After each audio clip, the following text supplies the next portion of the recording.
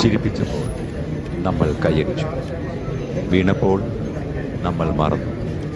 പക്ഷേ കാലം പഠിപ്പിച്ചിട്ടുണ്ട്, വീഴ്ചയല്ല ഒരാളെ നിർവചിക്കുന്നത്, തിരിച്ചുവരവാണ്. ഞാൻ സംസാരിച്ച ഭയങ്കര കുഴപ്പമാണ്. അതുകൊണ്ടാണ് ഞാൻ എല്ലാത്തിനും മാറി കിടക്കുന്ന ഒരാളാണ്.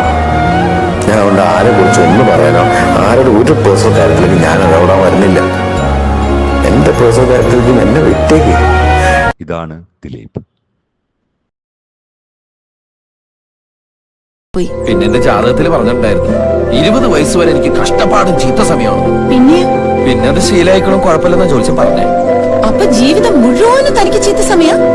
ഇനിയിപ്പോ അങ്ങോട്ട് ശുക്രനാ.